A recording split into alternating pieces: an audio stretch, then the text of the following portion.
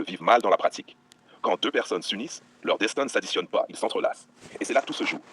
Parce qu'un couple, c'est pas deux projets individuels qui cohabitent sous le même toit. C'est un système vivant. Et dans un système vivant, quand une partie grandit, l'autre est automatiquement impacté. Mais la vraie question n'est pas est-ce que mon partenaire réussit? La vraie question c'est est-ce que nous sommes en train de réussir ensemble? 1. L'illusion du chacun pour soi dans le couple. Il y a une erreur moderne assez subtile. Croire qu'on peut être en couple comme on est célibataire, mais avec une présence affective en plus. Un peu comme si chacun gardait son territoire. Mon argent, mes objectifs, ma carrière, mes ambitions.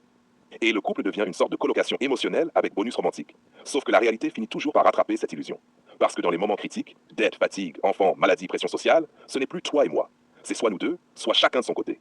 Et un chacun de son côté déguisé finit toujours par exploser en silence. De deux, quand la réussite devient un projet collectif. Imagine une scène simple. Un homme construit son entreprise. Il travaille tard, prend des risques, se trompe, recommence. Sa partenaire, elle, tient la maison, gère parfois une partie de la logistique, le moral, les enfants s'il y en a. On peut voir ça comme une répartition des rôles. Mais si on creuse plus profond, c'est autre chose. Ils ne sont pas deux individus en parallèle. Ils sont un écosystème. Si lui réussit, ce n'est pas lui qui gagne seul. C'est une structure familiale qui monte d'un niveau. Si elle le soutient dans les moments critiques, ce n'est pas du service rendu. C'est un investissement dans une trajectoire commune, et inversement. Hash 3. L'héritage invisible, ce que les gens oublient. Il y a quelque chose que beaucoup de couples ne voient qu'au moment où il est trop tard. La réussite de l'un devient souvent la sécurité de l'autre. Prenons un exemple concret. Un homme construit un patrimoine. Il achète des biens, développe des revenus, sécurise une stabilité. Deux cas possibles. Si le couple reste solide, cet héritage devient un socle pour les enfants, une continuité, une transmission. Si le couple explose, même dans la séparation, ce qu'il a construit peut encore protéger les enfants via pension, logement, stabilité financière. Dans les deux cas, la réussite n'est jamais isolée. Elle déborde, elle protège, elle structure. Mais elle peut aussi se retourner si elle n'a jamais été pensée comme un projet commun. 4. Et si c'était l'inverse? Prenons une autre scène.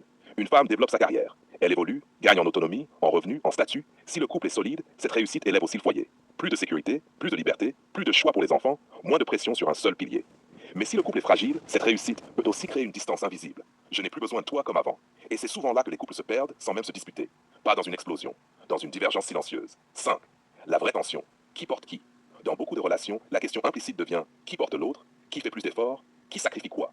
Mais cette logique est piégeuse, parce qu'elle transforme le couple en balance comptable. Alors qu'en réalité, un couple sain n'est pas une balance, c'est un levier. Parfois l'un pousse pendant que l'autre stabilise. Parfois l'un ralentit pendant que l'autre absorbe les chocs. Parfois l'un chute et l'autre évite la casse. Et les rôles changent avec le temps.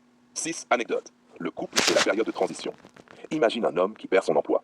Pendant quelques mois, il doute, il baisse en confiance, il devient plus silencieux. Sa partenaire a deux choix invisibles, le voir comme une charge temporaire ou comprendre que c'est une phase de transition dans un cycle plus large. Dans le premier cas, la relation commence à se fissurer dans les regards, les soupirs, les micro-reproches. Dans le second cas, elle devient un point d'appui. Et souvent, ce n'est pas la crise qui détruit les couples, c'est la manière dont la crise est interprétée. Cache 7. Question centrale. Est-ce que tu es dans une équipe ou dans une négociation? Pose-toi cette question. Quand ton partenaire réussit, est-ce que tu